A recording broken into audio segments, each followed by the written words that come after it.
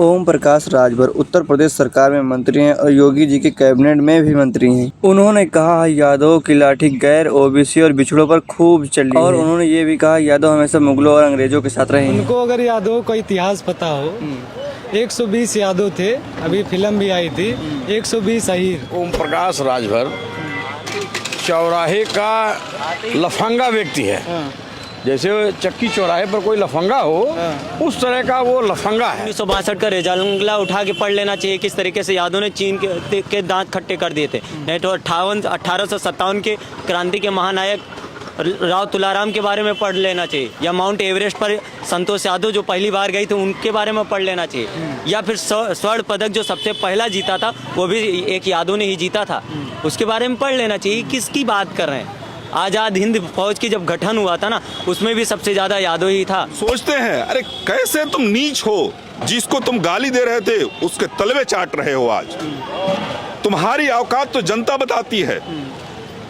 क्यों नहीं जिता लिए अपने लड़के को? निश्चित तौर पर मैं मानता हूं कि जो और दूरदर्शिता अखिलेश जी की थी, जो ओम प्रकाश से गठबंधन करके ओम प्रकाश जैसा व्यक्ति को विधानसभा में एंट्री करा करके आप ओम प्रकाश जैसा व्यक्ति से यादव का हिस्ट्री का जो परिभाषा कराया जा रहा है, इसका सीधे सीधा जिम्मेवार कोई और नहीं, माननीय अखिलेश यादव जी। यूपी सरकार में मंत्री हैं ओम प्रकाश राजभर, जो अपने बयानों को लेकर हर वक्त चर्चा में बने रहते हैं। आज उन्होंने फेसबुक और ट्विटर पर ट्वीट किया है कि यादव की लाठी गैर ओबीसी और बिछड़ों पर खूब पड़ी है। और उन्होंने फेसबुक पर ट्वीट करते हुए कहा है कि पहले यादव मुगलों के साथ थे और अब अंग्रेजों के साथ में है। हम यहाँ पर लखनऊ में लोगों के साथ मौजूद हैं, जानेंगे लोगों से कि कितनी ज्यादा मंत्री जी की बातों में सच्चाई है या फिर मंत्री जी ऐसे ही गोल घोटाला करते रहते हैं। मंत्री जी के बारे में आप क्या कहना चाहते हैं? आदरणीय ओम प्रकाश राजभर जी जो कह रहे हैं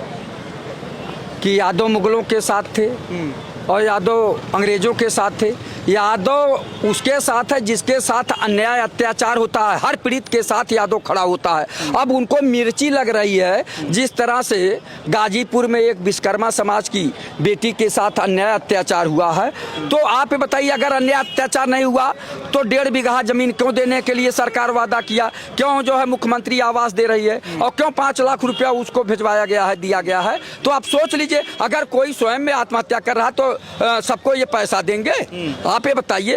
तो कहीं न कहीं अपनी कमी को छिपाने के लिए माननीय ओम प्रकाश राजभर जी इस तरह की बात बोल रहे हैं। वो भी एक समाज को अपमानित करने का काम कर रहे हैं। जो समाज उपेक्षित लोगों की बात करता है, जो समाज किसानों की बात करता है, जो दूध दही जो है पैदा करता है, गाय भैंस पालता है, उसको इस तरह की बात कर रहे हैं। तो अब सोच लीजिए ओम प्रकाश राजभर जी कितने बड़े नेता हैं। और जो जिस सरकार में मंत्री हो वो मुख्यमंत्री को अनाप शनाप बोलता हो, प्रधानमंत्री को अनाप शनाप बोलता हो, तो सोच लीजिए सरकार को ऐसे मंत्री को बर्खास्त कर देना चाहिए जो स्वयं माननीय मुख्यमंत्री योगी आदित्यनाथ जी को बोला हो, माननीय प्रधानमंत्री नरेंद्र मोदी जी के बारे में बोला हो। तो आप समझ जाइए कि ये लोग क्या हैं।